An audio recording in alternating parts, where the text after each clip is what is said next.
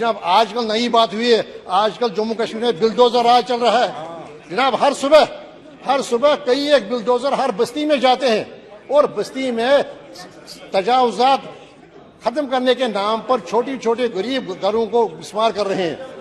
अब जनाब माजूर नगर हो, पातशाही बाग हो, जनाब उसन हो, जनाब अभी जो कठवा वाली बस्ती हो, तो जनाब हर जगह आज एक बुलडोजर राज। और ऐसा लगता है कि जैसे ये भारत का हिस्सा नहीं है, ऐसा लगता है कि जम्मू कश्मीर जैसे हिंदुस्तान का हिस्सा नहीं, बल्कि ये कहीं पर वेस्ट बंगाल या कहीं और मुल्क कोई है जहां पर ये प्रोग्राम चला रहे जा रहे हैं।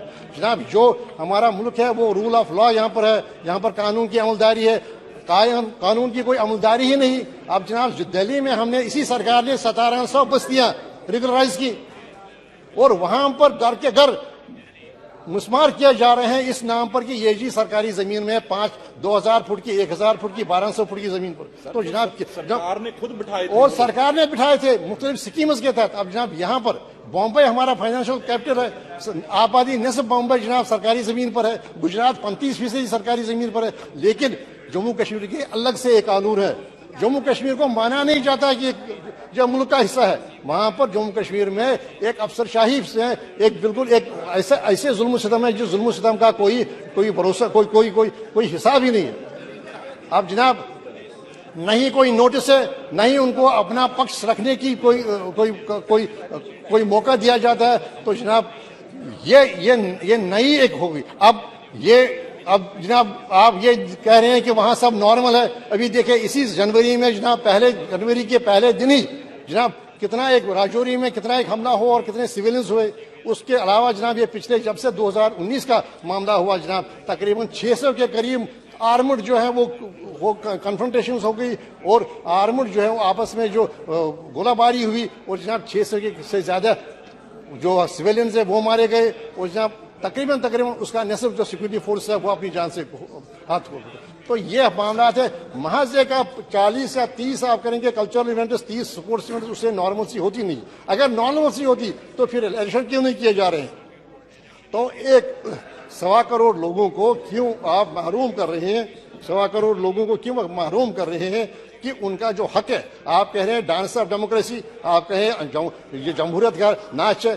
तो अगर सारे मुल्क के लिए जमहूरियत है तो वहां जम्मू कश्मीर के लिए आप जमहूरियत को क्यों नकार रहे हैं? और जम्मू कश्मीर के लिए आप नई एक पॉलिसी की है जिस पॉलिसी से वो आती है कि एक कम्युनिटी को बांटा जा रहा है, एक खास कम्युनिटी को टारगेट किया जा रहा है, एक खास रीजन को टारगेट किया जा रहा है। जनाब इसके असरात मुल्क के लिए ठीक नहीं है।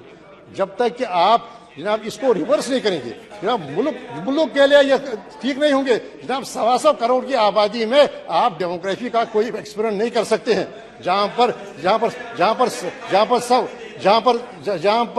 1 करोड़ के करीब आबादी एक कम्युनिटी से हो। तो जनाब ये सारा मामला है। तो इस मामले में जनाब देखिए तरक्की की बात जो सब अब जनाब इस साल 66% PMAY में जब नो प्लीज जब he is not yielding, जब आज वो यील्ड नहीं कर रहे। आप बैठे जब आज बैठे nothing will go on record except Masoodi ji.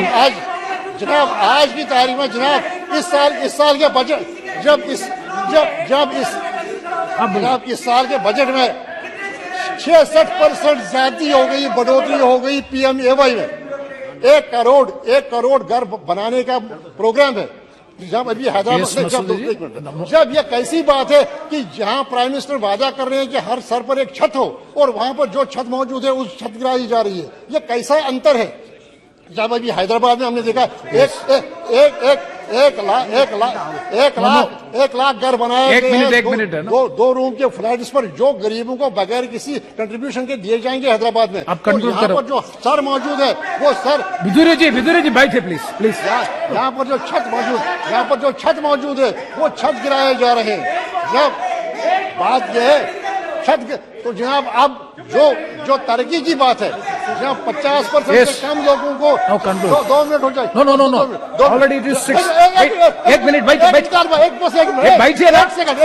जनाब मेरा मुतालबा होगा कि ये जो डिमोलिशन ड्राइव है ये फौरन बंद की जाए। मेरी यहाँ सर टीवी तो फौरन बंद की जाए और लोगों को 1 सेकंड वेट करो ना।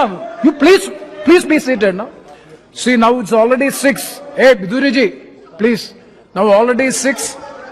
There is a long list of speakers. So we seek the opinion of the House to extend the House up to 9 o'clock. If the House agrees, we will extend the time up to 9 o'clock.